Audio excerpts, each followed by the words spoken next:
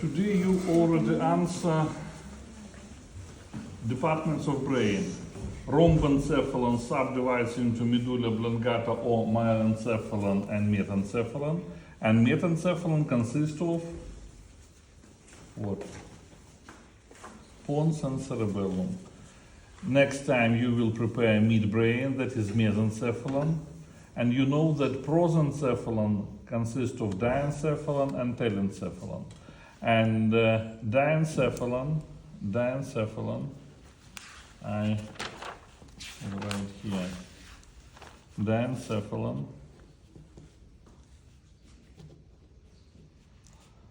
subdivides into thalamencephalon,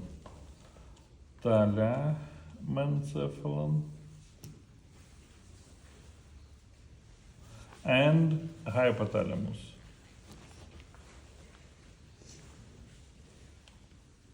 And thalamencephalon consists of three parts. They are thalamus, then epithalamus,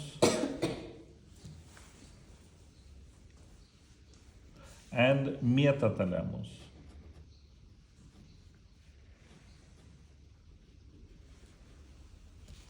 And hypothalamus subdivides to anterior part or visual, and posterior part or olfactory. That is classification of departments of diencephalon.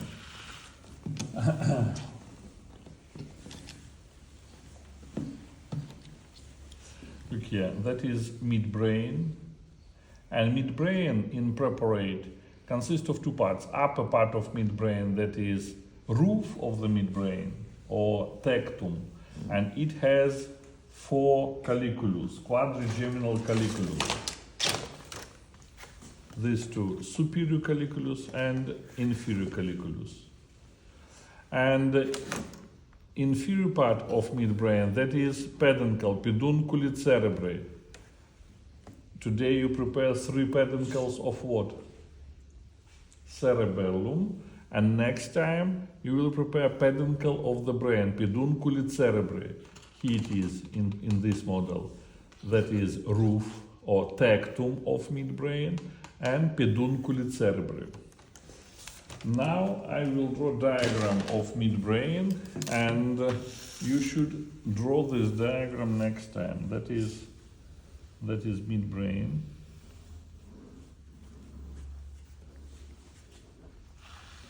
Cavities of the midbrain, that is cerebral aqueduct. And here it is, that is the roof. And if we cut in transverse section of midbrain, upper part has name lamina tecti, number one, lamina tecti. This is peduncles of the brain, and peduncles subdivides into two. Number two, that is tegmentum, and number three, that is base of the peduncle of the brain, basis, pedunculi cerebri. And between tegmentum and basis pedunculi cerebri, we can see black substance, substantia nigra. Substantia nigra, that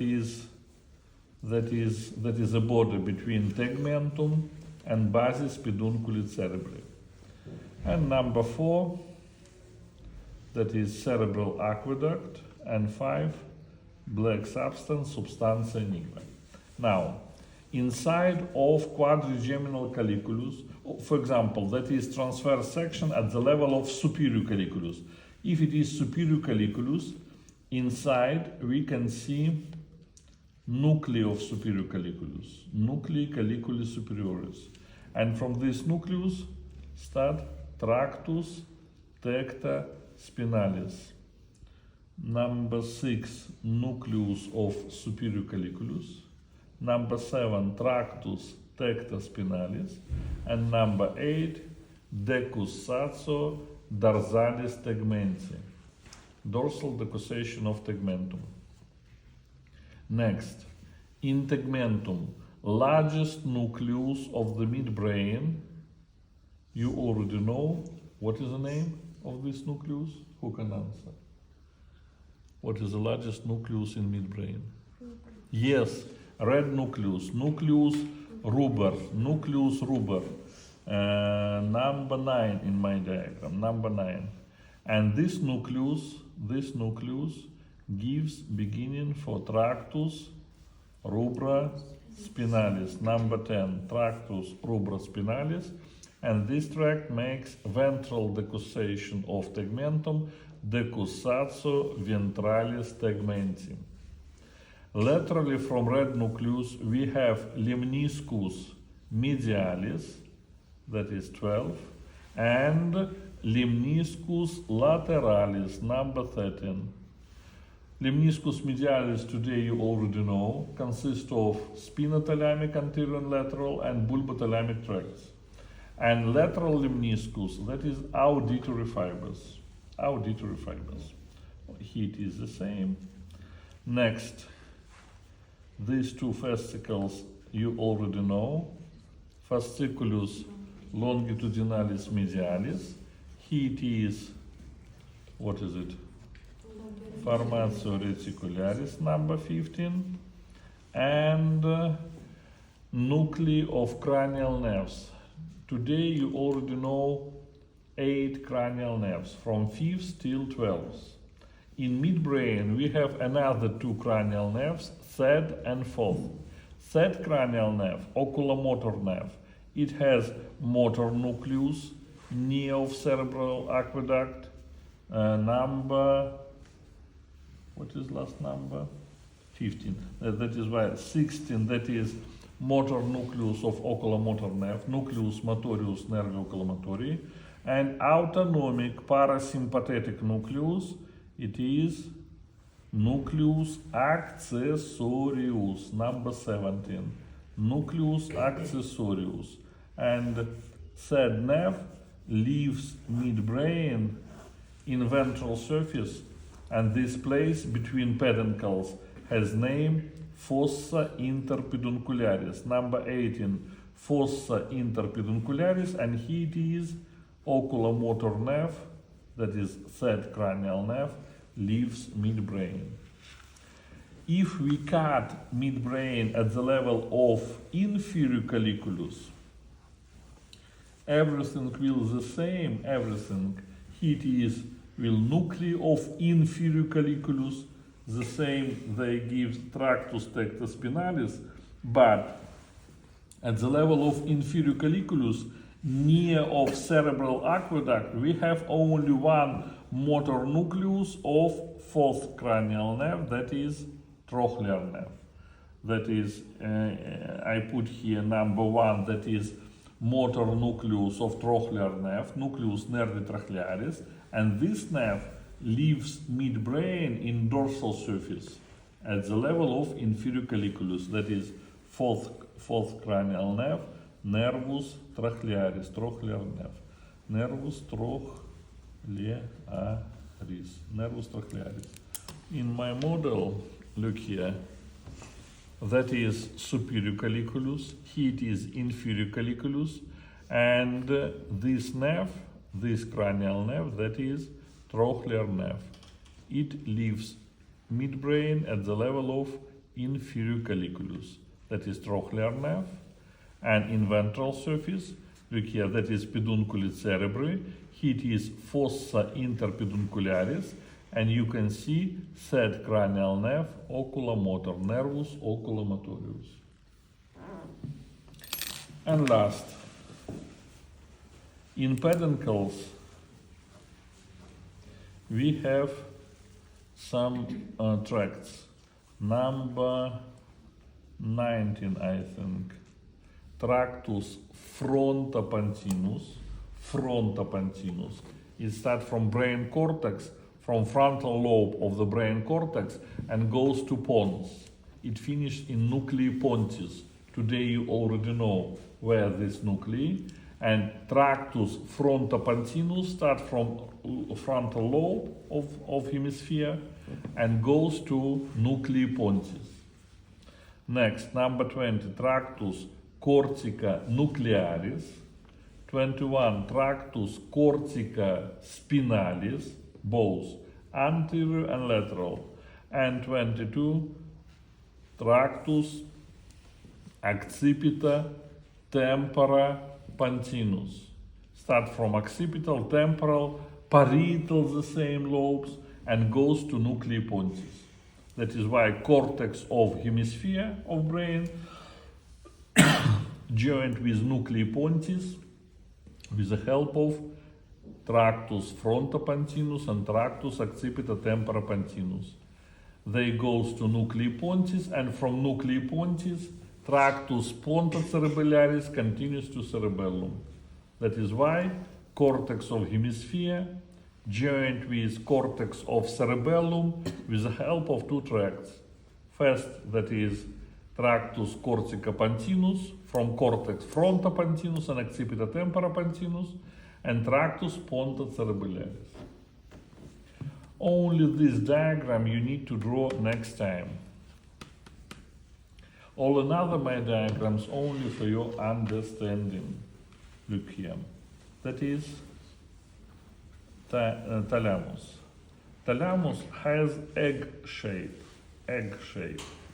That is, anterior narrow part has name anterior tubercle, and posterior wide part of thalamus it's pulvinar, number 2.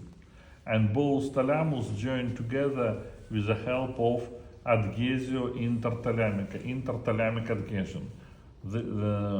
My left hand, that is left thalamus, that is right thalamus, and between them we can see adhesio interthalamica, that is communication between right and left thalamus. Look here. In this model, that is thalamus, here it is thalamus, that is right thalamus, should be the same on the left side, and this structure between right and left thalamus, that is interthalamic adhesion, adhesio interthalamica. Well, that is thalamus. Behind of thalamus, posteriorly from them, we have, look here, that is thalamus, then metathalamus, that is all structures which is behind of thalamus. It consists of two geniculate bodies, corpus geniculatum mediale and corpus geniculatum laterale. Medial geniculate body, it's joined with the help of brachium with inferior colliculus of midbrain. That is inferior colliculus, that is brachium of inferior colliculus, and is joined with corpus geniculatum mediale. And lateral geniculate body, it joined with superior colliculus with the help of brachium of superior colliculus. And now, what is the function? Superior colliculus, that is subcortical visual center. That is why lateral geniculate body, the same like pulvinar of the thalamus, they are subcortical visual centers. And inferior colliculus, the same like medial geniculate body, they are subcortical auditory centers.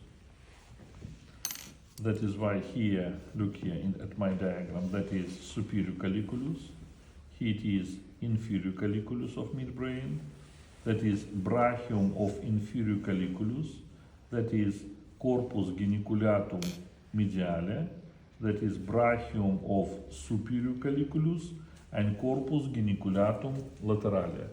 These two geniculate bodies, medial and lateral, that they are metathalamus. Metathalamus consists of two geniculate bodies. And last, epithalamus. What is epithalamus? Here it is, we have triangle, that is trigonum habenule in dorsal surface of the thalamus, and from this triangle start white matter which goes to pineal gland. Here it is pineal gland, corpus pineale, pineal gland.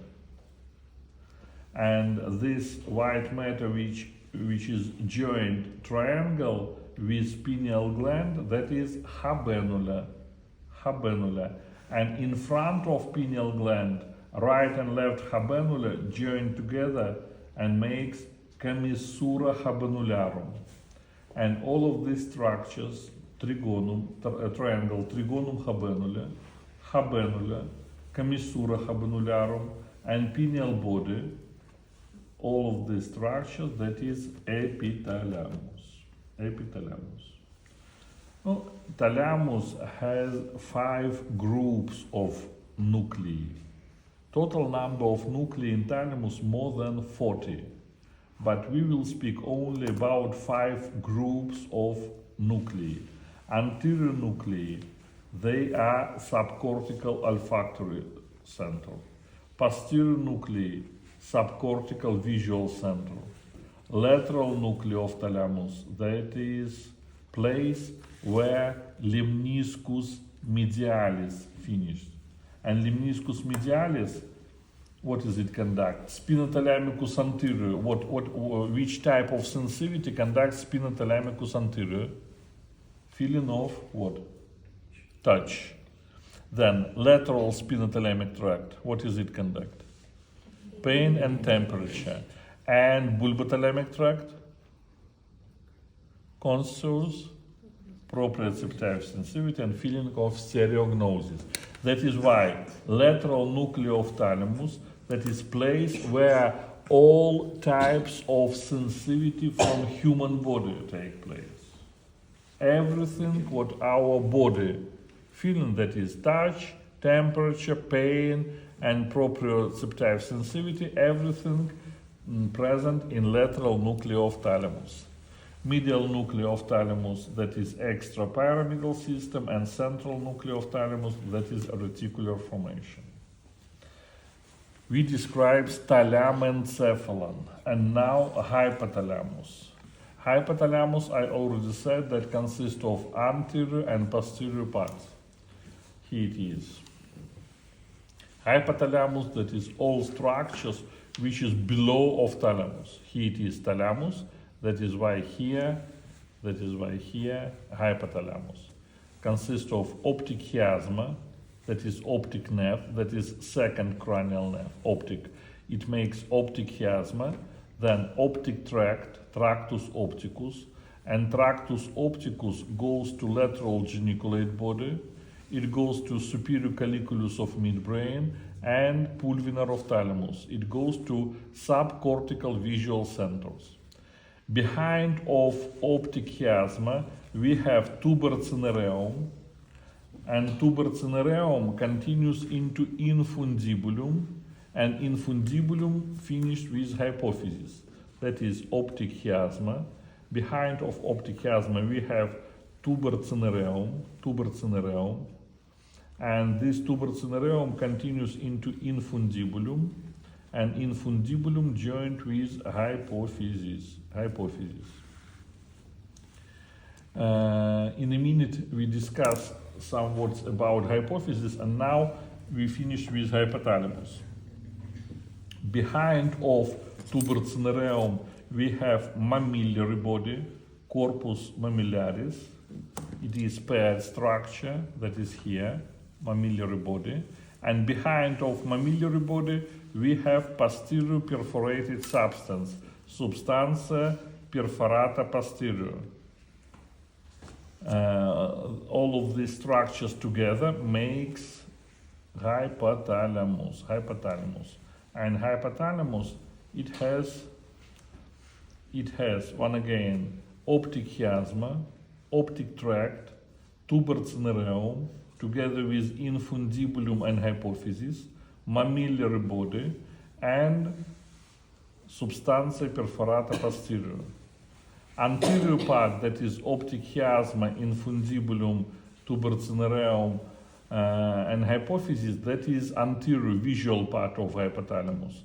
And mammillary body, together with posterior perforated substance, that is olfactory or posterior part of hypothalamus.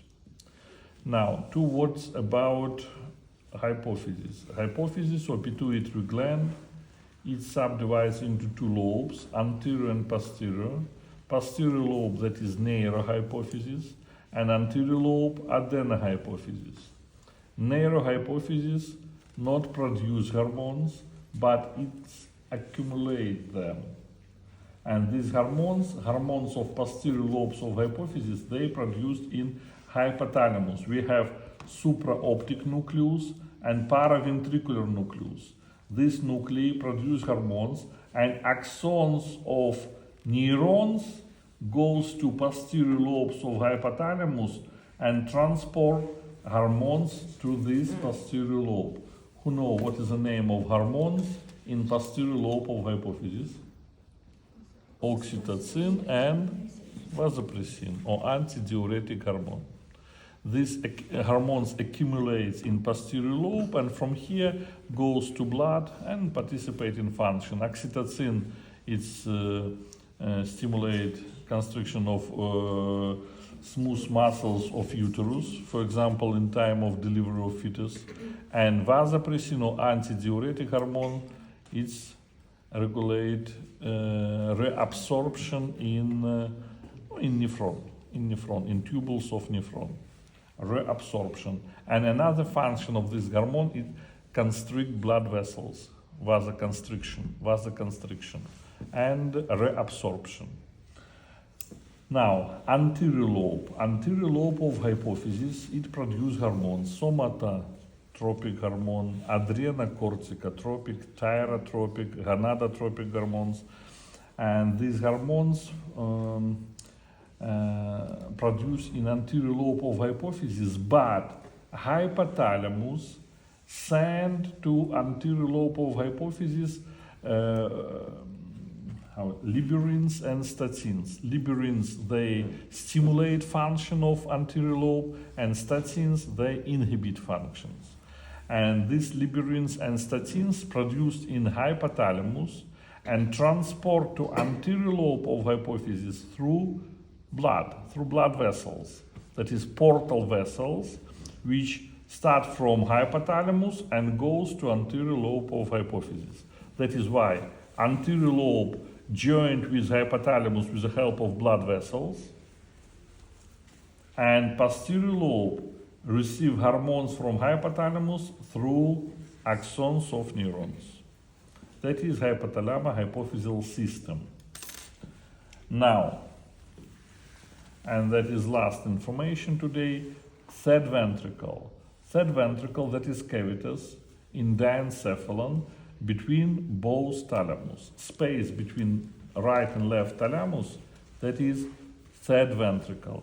And third ventricle has 6 walls. Lateral walls, that is medial surface of the thalamus, here it is, medial surface, that is lateral walls. Now, superior wall. Superiorly, we have telechoroidea, the same like where? Where we have telechoroidea, Alice? On the roof of fourth ventricle. Today you should prepare that roof of the fourth ventricle has telechoroidea, and telechoroidea in fourth ventricle has how many openings? 3. Apertura mediana and apertura lateralis. In third ventricle, telechoroidea have not got openings, just it's present and it's produced cerebrospinal fluid. Now, superior wall, that is telechoroidea, above of telechoroidea, that is a fornix, and above of fornix we have corpus callosum. Here it is, corpus callosum. These 3 structures makes superior wall or roof of the third ventricle. Telechoroidea, then fornix, and corpus callosum. Next, inferior wall.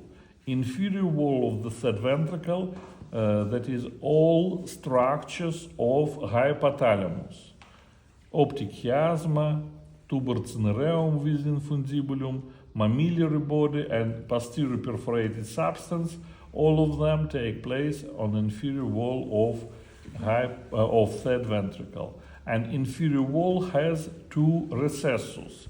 In front of optic chiasma, we have optic recess, and behind of optic chiasma, it is opposite to infundibulum. We have recessus infundibuli, two recesses on inferior wall of the third ventricle. Now, posterior wall. Posterior wall has commissura habenularum, that is commissura habenularum. Below of commissura habenularum, we can see commissura cerebri posterior, that is commissura cerebri posterior. Between them, we have recess, and behind of this recess, we can see pineal gland, corpus pineale, that is here. This white structure, that is pineal gland, that is habenula, and above of habenula, commissura habenularum. Here it is commissura habenularum, that is commissura cerebri posterior, and between them, recessus pineale. And below of commissura cerebri posterior, that is opening of cerebral aqueduct. Look here, that is commissura, and below of this commissura, opening of aqueductus cerebri.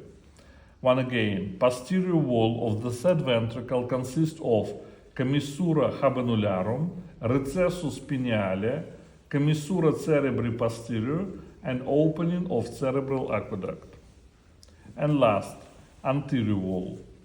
Anterior wall of the third ventricle, if you remember, superiorly we have fornix, and fornix anteriorly it continues into columna fornices, that is right and left columna fornices. Between them we have lamina terminalis, and between columna and thalamus and anterior tubercle of thalamus we can see opening here and opening here. These two openings, they are communication between third ventricle and lateral ventricle. This blue color inside of hemisphere, that is lateral ventricle. And lateral ventricle joined with third ventricle on anterior wall with the help of foramen interventricularia. This and this, these two openings, they are foramina interventricularia. Well, that is third ventricle, walls of the third ventricle, and communication anteriorly with lateral ventricle and posteriorly through cerebral aqueduct with fourth ventricle. Give me your textbook. Thank you.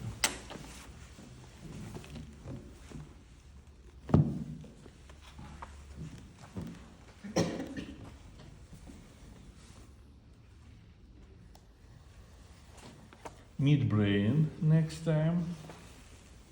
That is diagram of midbrain.